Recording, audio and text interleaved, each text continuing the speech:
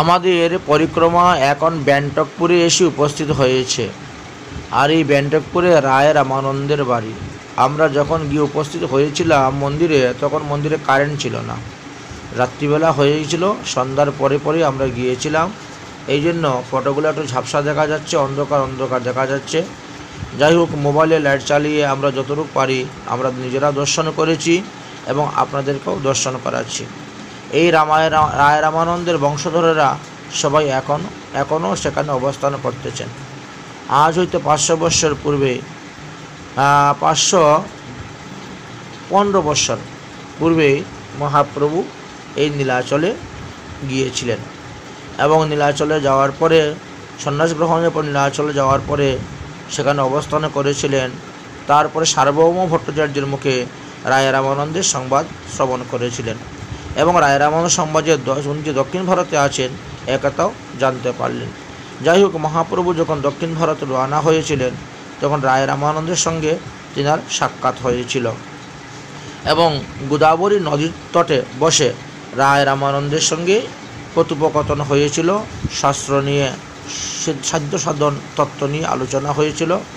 সেই রায় রামানন্দের বাড়িতেই আমরা এসে উপস্থিত হয়েছি এবং আমরা শ্রী বিগ্রহ দর্শন করতেছি।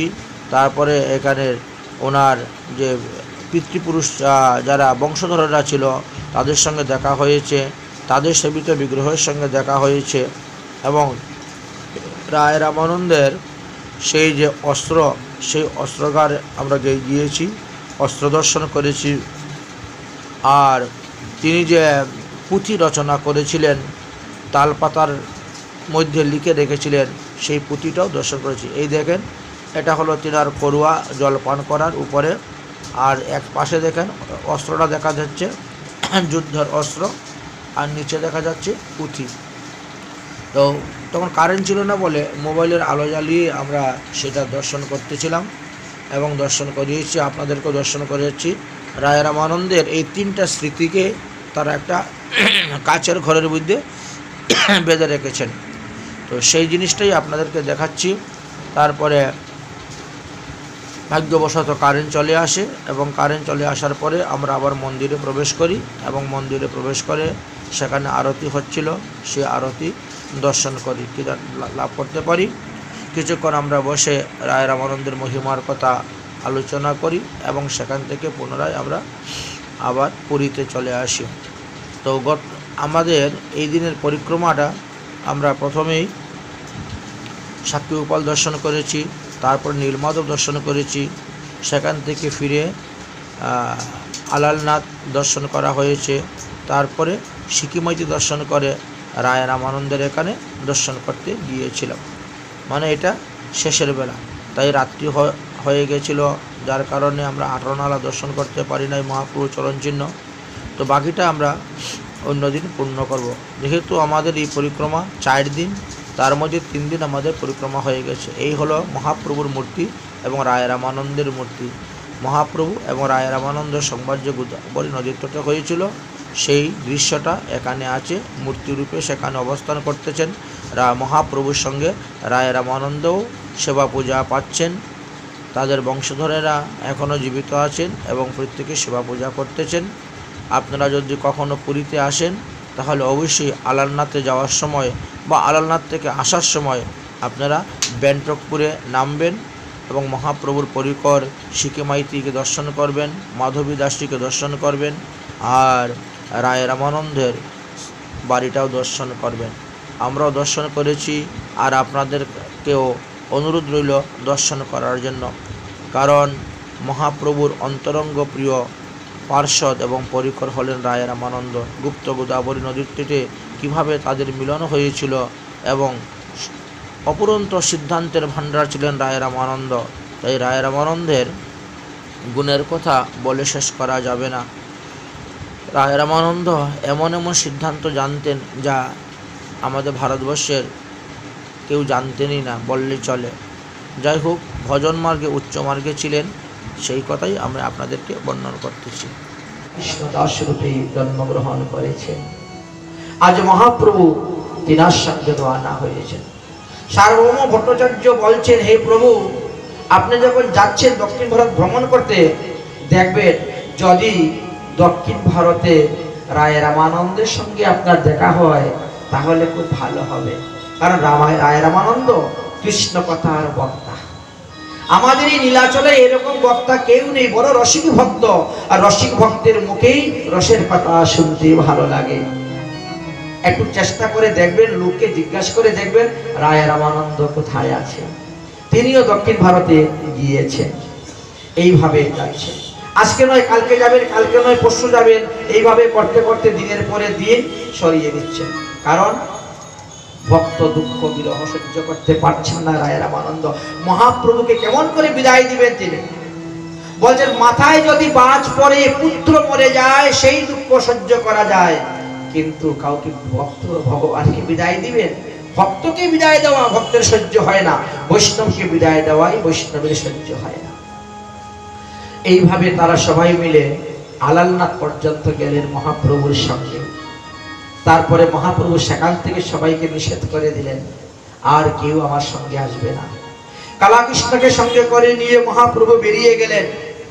তারপরে তিনি ক্রমশারে একের পর এক তীর্থ ভ্রমণ করতে করতে তিনি গিয়ে উপস্থিত হয়েছেন গোদাবরীর তীরে। রায় রামানন্দ তিনার মাতা পিতার রায় রামানন্দ তিনি গঙ্গা স্নান করার জন্য, গোদাবরীকে গঙ্গা বলা হয়েছে, তাই গোদাবরীতে তিনি স্নান করার জন্যই তিনি এসেছেন। তিনার সঙ্গে বেশ কয়েকজন ব্রাহ্মণ তার বৈদিক মন্ত্র উচ্চারণ করবেন, আর তিনি ওখানে স্নান করবেন, ভগবত পূজা করবেন। সঙ্গে অনেক ঢাক ঢোল বেনপাটিও আছে, তাদেরকে নিয়েও তিনি আসতেছেন। আর মহাপ্রভু সর্বতীর্থ ভ্রমণ করতে করতে তিনি গিয়ে উপস্থিত হয়েছেন এই গোদাবরী নদীর তটে। এই গোদাবরী নদীর তীর থেকে একটু দূরে কর্মতীর্থ ছিল। সেই কর্মতীর্থে বাসুদেব বিপ্র নামে এক বিপ্র ছিল, যার সর্বাঙ্গে গলিত কুষ্ঠরোগ ছিল। মহাপ্রভু আলিঙ্গন করা মাত্রই সেই বিপ্রের কুষ্ঠরোগ ভালো হয়ে গিয়েছিল। তারপরে মহাপ্রভু গোদাবরীতে গিয়েছিলেন। গোদাবরী দেখি হইল যমুনা স্মরণ, তীরে বন দেখিয়া স্মরণ হইল বৃন্দাবন। আর সেই বনে কতক্ষণ করিয়া নিত্য গোদাবরীতে আইলেন স্নান করিবার জন্য। ঘাটের অনতি দূরে বসে স্নান করে তিনি বসে বসে হরিনাম করতেছেন। মহাপ্রভু হেনকালে দুলাই চরি রায় রামানন্দ রায় স্নান করিবারে আইলেন। বাজনা বাজিয়ে তিনি ওই ঘাটে এসে উপস্থিত হয়েছেন। তিনার সঙ্গে বৈদিক ব্রাহ্মণ আছেন। বিধি বিধান অনুসারে তিনি স্নান করবেন, তর্পণ করবেন। প্রভু দেখি তার মনে হইল চমৎকার, আসিয়া করিল দণ্ডবত নমস্কার। মহাপ্রভুকে অনতি দূর থেকে দর্শন করে রায় রামানন্দ এসে মহাপ্রভুকে দণ্ডবত প্রণাম করলেন। মহাপ্রভু বলছেন, উঠো ভক্ত, কৃষ্ণ কৃষ্ণ কহো, কৃষ্ণ কৃষ্ণ কহো। তখন রায় রামানন্দ কৃষ্ণ কৃষ্ণ বলে, তুমি কে গো? তুমি কি রায় রামানন্দ? দেহ কহে, আমি শূদ্র, অতি মন্দ বুদ্ধি নরাধম। প্রভু কহেন, তোমার তো ভাবের হইয়াছে উদ্যম। উভয়ই কৃষ্ণ কথা বলতে বলতে আলিঙ্গন করতে শুরু করলেন। কিন্তু বৈদিক ব্রাহ্মণগণ তারা দেখে বিচার করলেন, এই সন্ন্যাসী আবার কেমন সন্ন্যাসী রে, শূদ্রকে আলিঙ্গন করতেছে। রায় রামানন্দ শূদ্র কুলে জন্মগ্রহণ করেছিলেন, শূদ্রকে তবে আলিঙ্গন করতেছে আর কাঁদতেছে। আর ব্যাপারটা কি রে, একটু দেখো তো। বৈদিক ব্রাহ্মণগণ এইভাবে দর্শন করে হাসাহাসি করছে। তারা বুঝতে পারল না প্রেমের বিষয়টি। মহাপ্রভু বলছে, সার্বভৌম ভট্টাচার্যের নিকটে আমি তোমার অনেক গুণের কথা শুনেছি। হে রায় রামানন্দ, তুমি নাকি কৃষ্ণ কথার বক্তা, অতএব আমাকে দুটা কৃষ্ণ কথা শোনাও না। রায় রামানন্দ বলছে, প্রভু আমার মতো অধমকে নিস্তার করার জন্য, উদ্ধার করার জন্য আপনার এই দক্ষিণ ভারতে আগমন। তুমি তো পরম দয়ালু, পতিত পাবন, মহন্তের স্বভাব হয় তারিতে পামর। নিজ কার্য নাই তবু যায় পরের ঘর। হে দয়ালু, আপনাকে দর্শন করে আমি কৃতার্থ হলাম, আপনাকে দর্শন করে আমি ধন্য হলাম। কিন্তু এই স্থানে এখন আপনার সঙ্গে কথা বলা যাবে না। আমার সঙ্গে যে বৈদিক ব্রাহ্মণগুলো আছে না, ওরা কৃষ্ণ প্রেমের কিছুই বুঝে না। অতএব আমি এখন চলে যাচ্ছি, সন্ধ্যার পরে আমি এসে আপনার সঙ্গে এখানে দেখা করব। এইভাবে একে অন্যের প্রশংসা করে কথা বলে চলে গেলেন। রায় রামানন্দ আইলা যদি প্রামরস দিতে, রায় রামানন্দ বলছেন, প্রভু আপনি যাবেন না, অন্ততপক্ষে 10 দিন আপনি এখানে অবস্থান করবেন, করে আমার মতো পামরকে আপনি শুদ্ধ করবেন। এই বলতে না বলতেই একজন বৈষ্ণব ব্রাহ্মণ এসে উপস্থিত হয়েছেন সেখানে। মহাপ্রভুকে সন্ধ্যা করতেছেন, দর্শন করে গোদাবরীর তীরে তিনি প্রণাম করে বলছেন, আজকে আপনি চলুন সন্ন্যাসীবর, আমার গৃহে গিয়ে প্রসাদ গ্রহণ করবেন। ভগবান সেখানে গিয়ে প্রসাদ গ্রহণ করলেন, আর সন্ধ্যাকালে আবার সে গোদাবরীর তীরে উপস্থিত হলেন। রায় রামানন্দ যথাসময়ে এসে উপস্থিত হয়েছেন। মহাপ্রভু রায় রামানন্দ বইয়ের মধ্যে কৃষ্ণ কথা প্রসঙ্গ আরম্ভ হল। মহাপ্রভু প্রথমেই প্রশ্ন করলেন যে এই কলিহত জীব কিভাবে উদ্ধার হবে বলো। রায় রামানন্দ তখন তিনি বর্ণাশ্রম ধর্মের কথা বললেন। বর্ণাশ্রম ধর্ম পালনের দ্বারাই তারা উদ্ধার হয়ে যাবে। মহাপ্রভু বললেন এহ বাহ্য, এই কথাটা ঠিক নয়, আগে কহ। আর কেন বাহ্য বলেন? ওটা মোটা বুদ্ধি, মোটা কথা, এর থেকে সূক্ষ্ম যদি তাকে কিছু বলো। কারণ আমরা শাস্ত্রে দেখেছি, 4 বর্ণাশ্রমে যদি কৃষ্ণ নাহি ভজে, স্বধর্ম করিলে সে রৌরভে পড়িয়া মজে। বর্ণাশ্রম ধর্ম কখনো তাকে মুক্তি দিতে পারে না। অতএব এই মোটা কথা আমাকে শুনিয়ে লাভ নেই, এর থেকে ভালো সূক্ষ্ম কথা যদি থাকে তাহলে তুমি আমাকে বলো। রায় রামানন্দ তখন গীতার 9ম অধ্যায়ের 27 নম্বর শ্লোক তুলে ধরলেন, যদ করতি যদ নাশে নিশ্চয় মত। মহাপ্রভু বলেন এহ বাহ্য, এহ বাহ্য, আগে কহ। আর যা করবে, যা করবে বলে তুমি ভগবানকে, আমি কুকর্মের ফলটা ভগবানকে কেন দান করব? শাস্ত্রে বলছে উত্তম দ্রব্য ভগবানকে দান করতে হয়, খারাপ দ্রব্য ভগবানকে দান করতে নাই। গীতার এই শ্লোকে বলছে তুমি যা কিছু করো, যা কিছু খাও, যা সবকিছু ভগবান দান করো না। তো এইরকম কথা ভাগবতে বলে নাই। গীতাতে তো জ্ঞান মিশ্রিত ভক্তির কথা। কোথায় লেখা আছে ভগবানকে মৎস্য মাংস নিবেদন করা যায়? কোথায় লেখা আছে আমিষ দ্রব্য ভগবানকে নিবেদন করা যায়? পেঁয়াজ, রসুন, মুসুরি ডাল তুমি যা খাবে তাই ভগবানকে দিবে না। ভগবান যা খান, শাস্ত্রে যা বিধান আছে তাই দিতে হবে, তাই তোমাকে খেতে হবে। যে সমস্ত দ্রব্য ভগবানকে নিবেদন করা নিষেধ, সেইগুলা কখনো তুমি নিবেদনও করবে না, নিজে গ্রহণও করবে না। অতএব এহ বাহ্য, আগে কহ। আর কারণ যেখানে গীতার সাম্রাজ্য শেষ হয়ে গেছে, সেখান থেকে ভাগবতের সাম্রাজ্য শুরু হয়েছে। এইটার ভাগবত ধর্ম হলো শ্রেষ্ঠ ধর্ম। ভাগবতে জ্ঞান মিশ্রিত কোনো কথাই নাই, ভক্তির কথা নাই, জ্ঞান শূন্য ভক্তির কথা বলে গেছে। আর গীতাতে জ্ঞান মিশ্রিত ভক্তির কথা। তাই মহাপ্রভু বলছেন এহ বাহ্য, আগে কহ। আর এর থেকে উত্তম সিদ্ধান্ত যদি থাকে তাহলে তুমি আমাকে বলো। প্রভু কহেন এহ বাহ্য, আগে কহ। আর রায় কহেন জ্ঞান শূন্য ভক্তি, সাধ্য সাধন সার। হ্যাঁ ঠিক বলেছ, এহ হয়, এহ হয়। এইবার আর বাহ্য বললেন না, এহ হয়। জ্ঞান শূন্য। জ্ঞানটা কি? জ্ঞানটা হলো একটি দর্পণ, আর ভক্তিটা হলো চক্ষু। যার চোখ নেই তার দর্পণ কোন কাজে লাগবে? অতএব এই সূক্ষ্ম জ্ঞানের দ্বারা ভগবানকে ধরা যায় না, লাভ করা যায় না। ভগবানকে পেতে গেলে ভক্তির প্রয়োজন। জ্ঞান কর্ম যুগেতে নহি কৃষ্ণ বশ, কৃষ্ণ বশের হেতু চাই প্রেম ভক্তি রস। রায় রামানন্দ তখন বুঝতে পারলেন ইনি মায়াবাদী সন্ন্যাসী নয়, প্রকৃত বৈষ্ণব সন্ন্যাসী। অতএব ভাগবত থেকে ইনাকে বলতে হবে। রায় রামানন্দ তখন ভাগবতের 10ম স্কন্ধের 14 অধ্যায়ের 3 নম্বর শ্লোক তুলে ধরলেন। জীবন্তী মুখরি স্মৃতাং ভগবতী বার্তায়াম স্নানং স্থিতা শ্রুতিগ্রতা তনুমাঙ্ক ভূতি। জ্ঞানের দ্বারা আমাদের যে পাশ্চিত্র করি, যদিও শাস্ত্রে জ্ঞানকে অগ্নিসদৃশ্য বলা হয়েছে, কিন্তু অগ্নি কি করে? অগ্নি সমস্ত বাসবনকে পুরাতে পুরাতে গিয়ে যদি আপনার দেহকে, আপনার চিত্তকে পুড়িয়ে দেয়, পাপকে পুরাতে গিয়ে, তাহলে আপনার মধ্যে আবার নাস্তিকতা এসে যাবে। আমরা জানি অজ্ঞানে করে পাপ, জ্ঞানে হরে, জ্ঞানকে অগ্নি বলা হয়েছে। যদি কোনো বাসবনের মধ্যে আগুন লাগিয়ে দেওয়া হয়, সমস্ত বাসবন পুড়ে ছাই হয়ে যায়, মাটি পর্যন্ত পুড়ে যায়। কিন্তু জ্যৈষ্ঠ আষাঢ় মাসে যখন বৃষ্টি হয়, তখন মাটির নিচ থেকে আবার বাঁশ গাছ গজিয়ে উঠে যায়। অতএব এই পাশ্চিত্রটা শুদ্ধ পাশ্চিত্র নয়।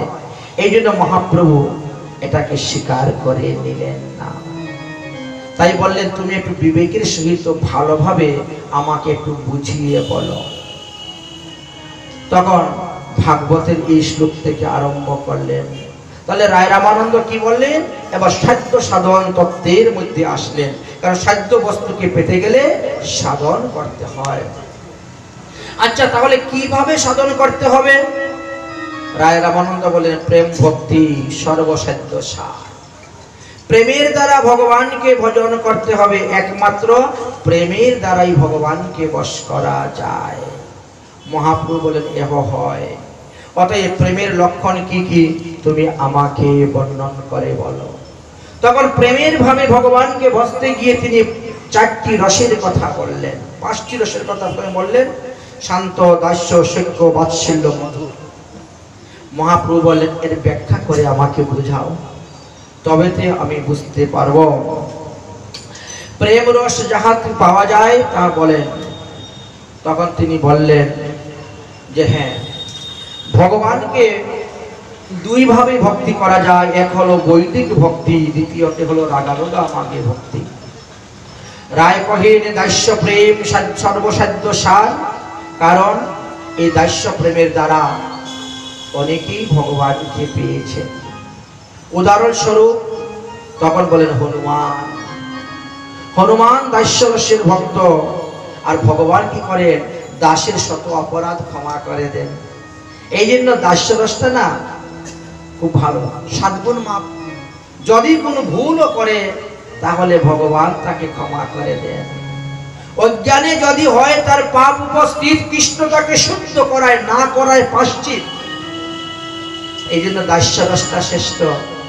দাস্য ভক্ত ভুল করলেও ভগবান তাকে কষ্ট দেয় না, দুঃখ দেয় না, নরকে ফেলে না, তাকে শোধন করে নেন, তার অপরাধ ক্ষমা করে দেন।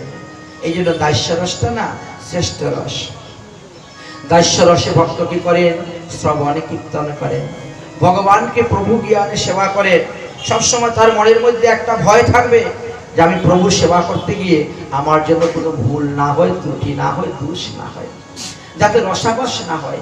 এই জন্য 32 প্রকার সেবা অপরাধের মধ্যে দিয়ে ধ্যান দিয়ে লক্ষ্য দিয়ে দাস্য রসের ভক্তরা সেবা করে থাকে। আচ্ছা, কিন্তু দাস্য রস থেকে না আবার সত্য রসটা আরো শ্রেষ্ঠ। কেন? বলে ওখানে না ভয় নেই, কাঁধে চড়ায়, কাঁধে চড়ে, তুমি আমি সম, এমন ভাবটা আসে। নিজে খেয়ে ভগবানকে খেতে দেয়। যদি ভালো তাহলে বলে কৃষ্ণ নে এটা খা, ভালো।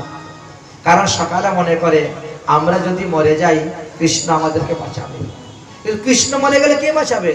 এই জন্য তারা বনের ফলকে আগে নিজেরা খেতেন, খেয়ে দেখতে ওটা তিতো কি মিষ্টি, ভালো কি খারাপ দেখে তারপরে কৃষ্ণকে খেতে দিতেন। তাই সত্য রসটা না বাস এই দাস্য রস থেকে আর একটু উপরে। কারণ দাস্য যারা, তারা নিজে খেয়ে ভালো মন্দ বিচার করে ভগবানকে দিতে পারবে না। তারা ভগবানকে ভোগ দিয়ে তারপরে ভগবানের প্রসাদ তারা গ্রহণ করবে। রান্না করতে করতে দেখি তো লবণটা একটু কম হলো না বেশি হলো, হবে না। ওভাবে আগে নিজে মুখে দিয়ে স্বাদ আস্বাদন করে রান্না করে ভগবানের ভোগ দিলে ওটা দাস্য প্রেম আর থাকবে না, ওটা চলে যাবে সত্য রসের মধ্যে। কিন্তু এই রসগুলা তো পাবেন গুরু পরম্পরা অনুসারে, না হলে তো হয় না। যাই হোক, এই জন্য বললেন এটা আরো শ্রেষ্ঠ। তারপরে বলে তার থেকে আরো শ্রেষ্ঠ হলো বাৎসল্য প্রেম। কেন? বলে দাস্য রসে কৃষ্ণ যদি কোনো দোষ করে সকারা শাসন করতে পারে না। দাস্য রসে শাসনের অধিকার তো নেই, কিন্তু বাৎসল্য প্রেমে শাসনের অধিকার আছে। তারণ বৎসর, দেখেন কৃষ্ণ 2 পয়সার মাটির হাড়ি ভেঙে দিয়েছে, মা যশোদা তাকে বেঁধে রেখে দিয়েছে। শাসন শাসন করেছেন, তারণ বর্ষণ করেছেন, আবার স্তনদুগ্ধ পান করিয়েছেন, আবার কুলের মধ্যে নিয়ে শয়ন করিয়েছেন। দেখেছেন? তার থেকে বলে তার থেকে শ্রেষ্ঠ হলো মধুর রস। মধুর রসের মধ্যে না বাকি সবগুলা রসই আছে, মধুর রসটাকে এই জন্য সর্বশ্রেষ্ঠ বলা হয়েছে। মধুর রসেতে আপনি যা করতে পারবেন শান্ত দাস্য সখ্য বাৎসল্য রসে তা করতে পারবেন না। এই জন্য মধুর রসটাকে শ্রেষ্ঠ রস বলা হয়েছে। মহাপ্রভু বললেন তাহলে উত্তম কোনটা? বলে মধুর রসটা উত্তম। তুমি প্রথমতে বললে শান্ত উত্তম, তারপরে বলতো দাস্য উত্তম, তারপর সবাই উত্তম। বলে সবাই উত্তম হলেও যা যে যে রসের ভজন করতেছেন তার কাছে সেটা শ্রেষ্ঠ। যার যে রস সেই সে উত্তম, তটস্থ হইয়া বিচারিলে আছে তারতম্য। তটস্থ হইয়া বিচার করলে পূর্ব রসের গুণ পরে পরে বৈশে, 1 2 গুণেতে পঞ্চ পর্যন্ত বৈশে, গুণাধিক বাধ্যাধিক বারি প্রতি রস, শান্ত দাস্য সখ্য বাৎসল্য গুণে মধুর রসেতে বৈশে। কিরকম ভাবে? বলে একটা উদাহরণ দিচ্ছি। আমরা জানি পঞ্চভূতির দ্বারা এই বিশ্ব ব্রহ্মাণ্ড তৈরি, আমাদের দেহ তৈরি। কি? ক্ষিতি অপ তেজ মরুদ ভূম। আচ্ছা, আকাশের মধ্যে মাত্র একটা গুণ আছে। আকাশের মধ্যে একটা গুণ আছে, কি গুণ জানেন? শব্দ। আকাশের মধ্যে মাত্র একটা গুণই আছে, শব্দ। আচ্ছা, তারপরে আসেন বায়ু। বলে বায়ুর মধ্যে 2টা গুণ আছে, শব্দও আছে আর তার সঙ্গে স্পর্শ অনুভব শক্তিও আছে। বাতাস চৌকে দেখি না, কিন্তু গায়ে লাগলেই অনুভব, তো বাতাস বইতেছে। তাহলে আকাশের মধ্যে কিন্তু সেটা নেই। আকাশের মধ্যে একটা গুণ আছে, শুধু শব্দ। আর বাতাসের মধ্যে গুণও আছে আবার স্পর্শ আছে। 2টা গুণ পেয়ে গেলে। এবার তৃতীয় হলো অগ্নি। বলে অগ্নির মধ্যে 3টা আছে, শব্দও আছে, স্পর্শও আছে, আবার রূপ আছে। আগুনটাকে দেখতে কত সুন্দর, লাল টকটকে, তাকে দেখা যায়, তার রূপ আছে, বাতাসকে দেখা যায় না। তাহলে এর মধ্যে 3টা গুণ এসে বসে গেল। পূর্ব 2টার গুণই এর মধ্যে চলে আসলো। এবার আসলো চতুর্থ নাম্বার হলো কি? জল। বলে জলের মধ্যে 4টা গুণ আছে, শব্দ, স্পর্শ, রূপ, রস। জলপান করলেই আমাদের তৃপ্তি নিবারণ হয়ে যাচ্ছে। তাহলে রস 4টা গুণ আছে। এবার আসলাম আমি ভূমি। ভূমির মধ্যে 5টা গুণ আছে। ওর মধ্যে শব্দও আছে, ওর মধ্যে স্পর্শ শক্তিও আছে, ওর মধ্যে রূপও আছে, ওর মধ্যে রসও আছে, আবার ওর মধ্যে গন্ধও আছে। তাহলে দেখেন তো, মাটির মধ্যে আসলে পরে আমরা 5টা রসই পেলাম।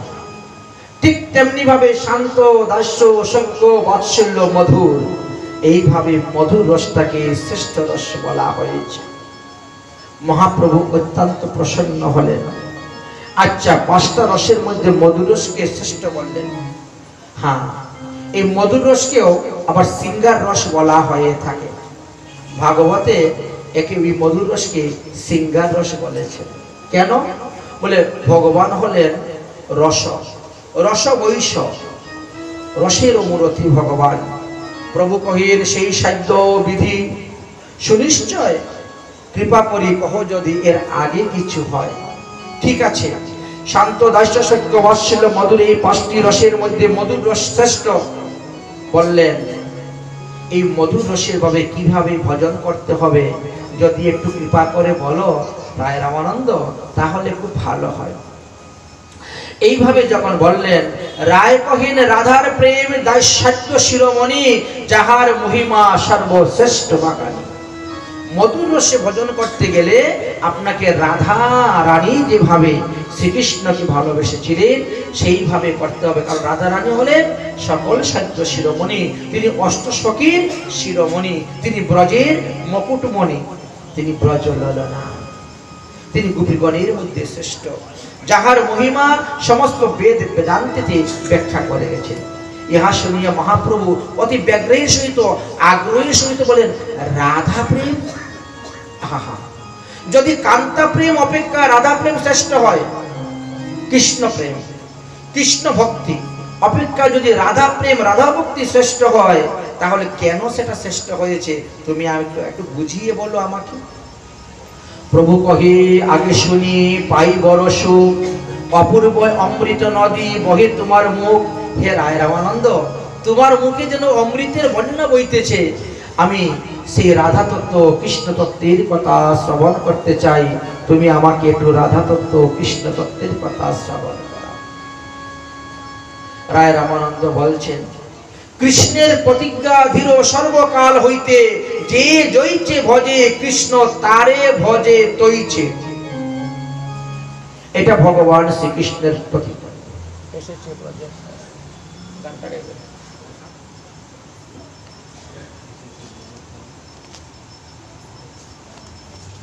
তাই যে যেমন ভজে তারে ভজে তৈছে।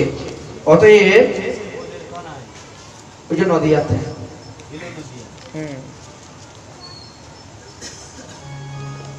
তো এইভাবে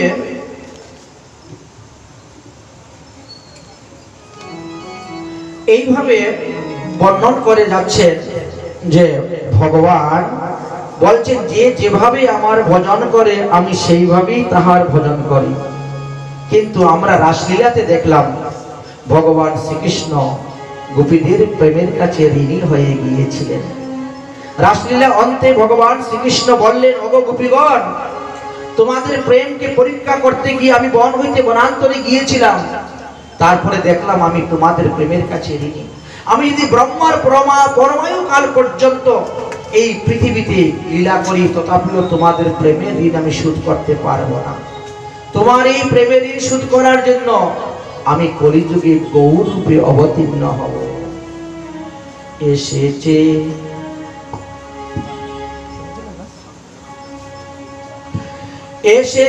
ব্রজের বাঁকা, এসেছে ব্রজের বাঁকা, কালো সখা দেখবি যায়, দেখবি যায় মোদের নদিয়ায়। এসেছে এসেছে কালো সখা, এসেছে ব্রজের বাঁকা, কালো সখা দেবী যদি ছুটে যায় আমাদের আমাদের নদিয়া, আমাদের নদিয়ায়, আমাদের নদিয়া। এসেছে ব্রজের বাঁকা, এসেছে ব্রজের বাঁকা, কালো সখা দেখবি যায়, দেখবি যায় মোদের নদিয়ায়। এসেছে কালো সখা, এসেছে কালো সখা, মোদের নদিয়ায় তোরা দেবী যদি ছুটে কথার রং ফিরেছে, ঢং ফিরেছে, কালো এখন চেনা দায়। রং ফিরেছে, কথার রং ফিরেছে, ঢং ফিরেছে, কালো এখন চেনা দায়।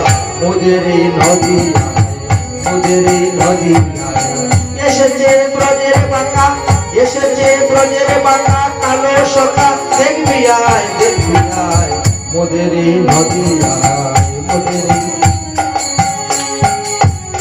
অতার কালো বরণ নাই, অতার কালো বরণ নাই, এবার রাই অঙ্গের ছোটা লেগে গৌর হলো নাই, ও ভাই গৌর হলো নাই। অতার কালো বরণ নাই, অতার কালো বরণ নাই, এবার রাই অঙ্গের ছোটা লেগে গৌর হলো তাই, ও ভাই গৌর হলো তাই। সে ব্রজের প্রেমের খেলা, সে ব্রজের রসের খেলা, সে ব্রজের ভাবের খেলা খেলতে এসেছে তাই মোদের নদিয়ায়, মোদের নদিয়ায়।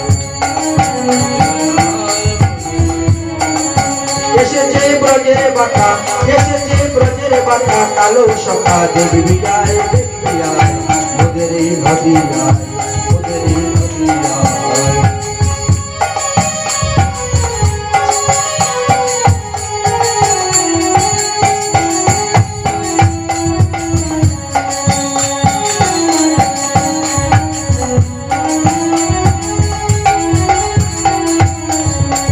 সে ব্রজের কুল ললনা,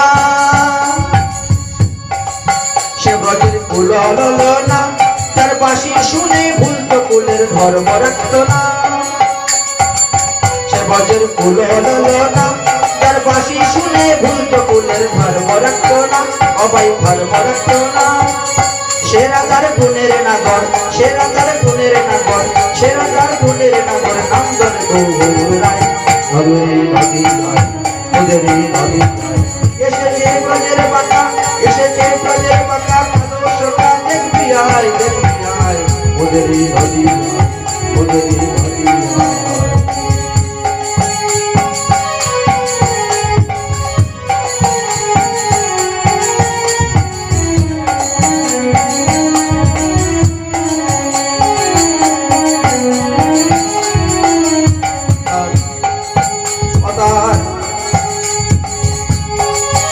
ওদার প্রেমেতে, ওদার প্রেমের ওইরি,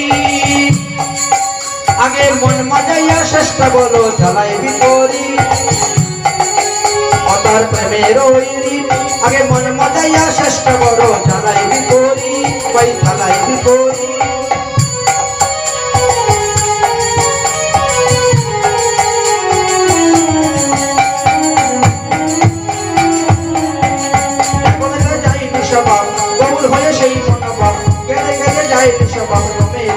পরিচয় ওদেরই নদী আয়, ওদেরই নদী আয়।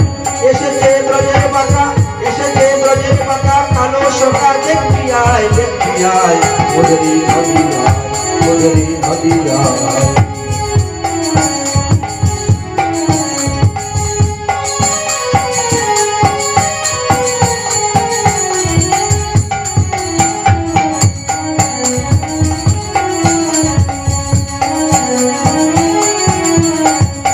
প্রেমেতে ঋণী হয়েছে, প্রেমেতে ঋণী হয়েছে, তাই হাতের বাঁশি কেড়ে নিয়ে বিদায় দিয়েছে।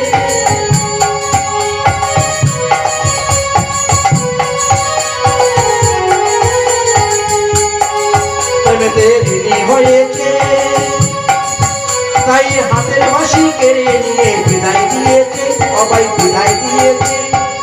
রাধা নাম সাজবে কিসে, বাঁশি নাই নাম সাজবে কিসে, বাঁশি নাই নাম সাজবে কিসে, পদনে তার গুণ গায়, ওদের এই নদী আয়, ওদের এই নদী আয়, ওদের এই নদী আয়। এসেছে ব্রজের বাঁকা, এসেছে ব্রজের বাঁকা, কালো সখা দেখবি আয়, দেখবি আয়, ওদের এই নদী আয়, ওদের এই নদী আয়।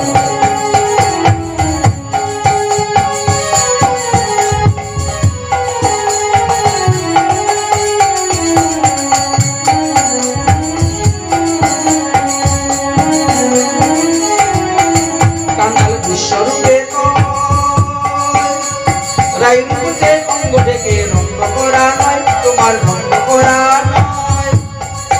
কাঙ্গাল বিশ্বরূপে কয়, রাইরূপে অঙ্গ থেকে রঙ্গ করা নয়, তোমার রঙ্গ করা নয়। ত্রিভুবন উদ্ধারিলে, পাপি তাপি উদ্ধারিলে, ত্রিভুবন উদ্ধারিলে, পাপি তাপি উদ্ধারিলে, তবে খালাসে দিনের রায়। ওদের এই নদী আয়, ওদের এই নদী আয়, ওদের এই নদী আয়। এসেছে ব্রজের বাঁকা, এসেছে ব্রজের বাঁকা, কালো সখা দেখবি আয়, দেখবি আয়, ওদের এই নদী আয়, ওদের এই নদী আয়।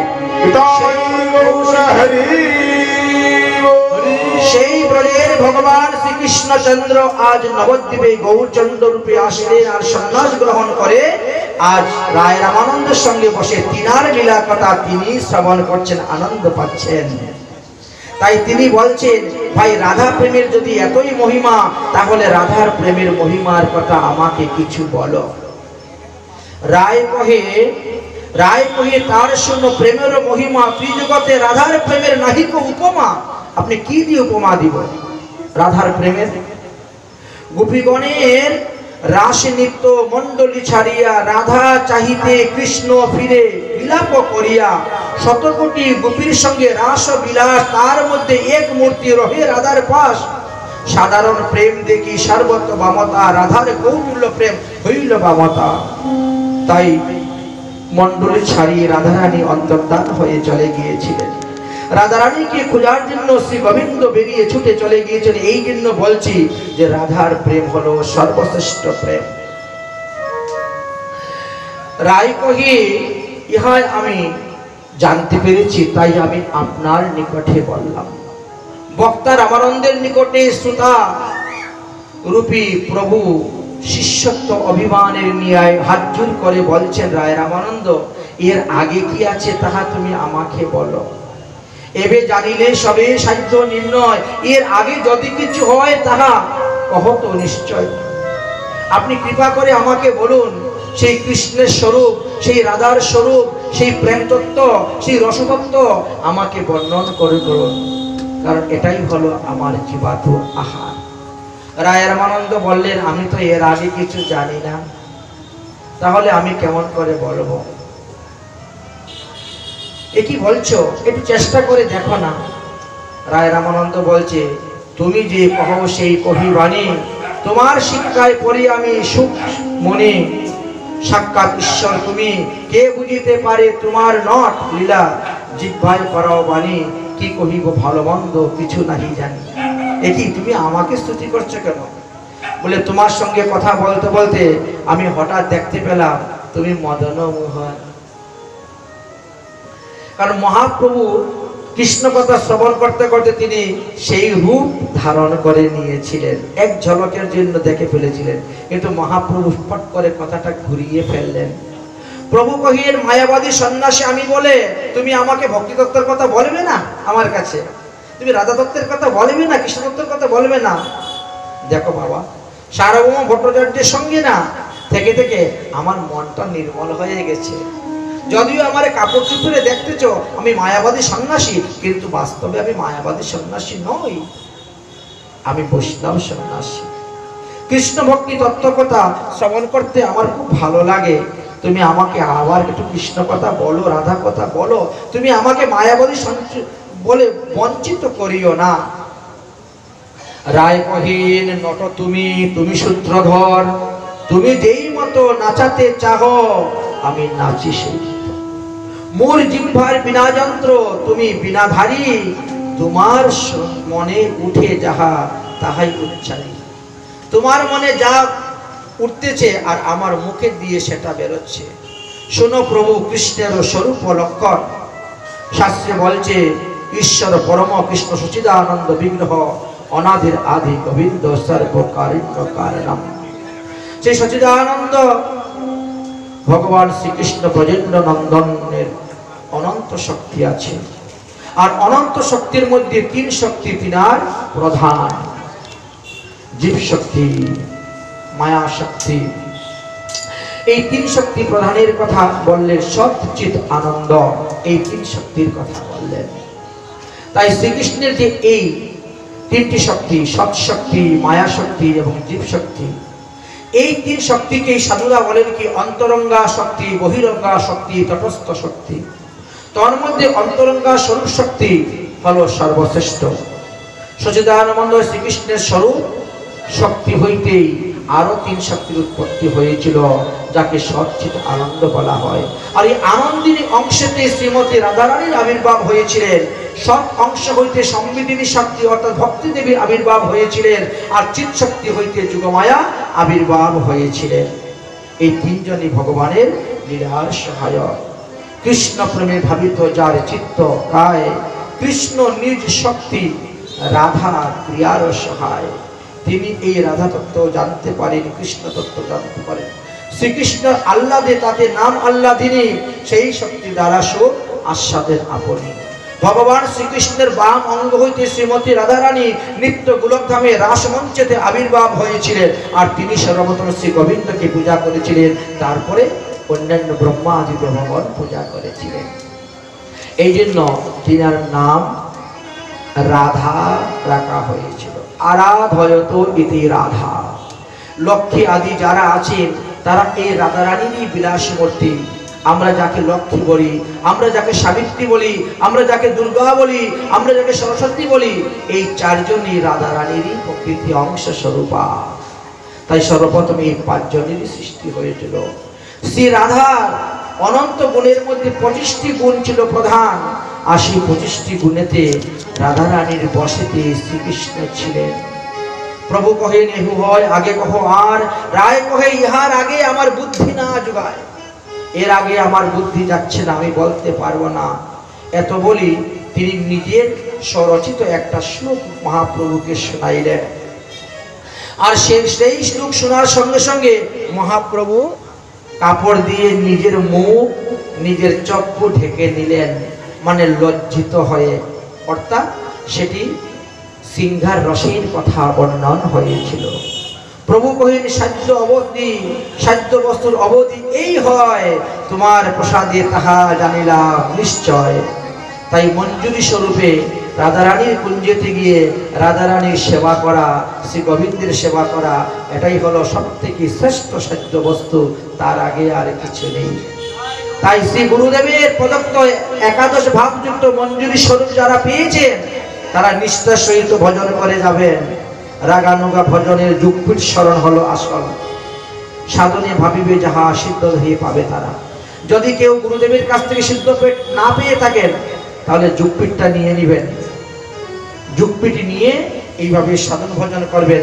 এই দেহ থাকতে থাকতেই আপনি আরেকটা দেহ ধরে নেবেন, আর সেই দেহে গিয়ে আপনি স্বামীর সেবা করতে পারবেন, নিত্য ধামেতে গিয়ে অবস্থান করে। ব্রজেন্দ্র নন্দন ভগবান শ্রীকৃষ্ণকে পাওয়ার বহুবিধ উপায় আছে এবং সেই সমস্ত তত্ত্ব কথা বর্ণন করলেন। এবং তারপরে এইভাবে বলতে বলতে সমস্ত দিন রাত্রি, সমস্ত রাত্রি অতিবাহিত হয়ে গেল। মহাপ্রভু বললেন, রায় রামানন্দ, রাত্রি প্রভাত হয়ে গেছে, এখন লোকজন আসবে, এখন আর এইসব কথা হবে না।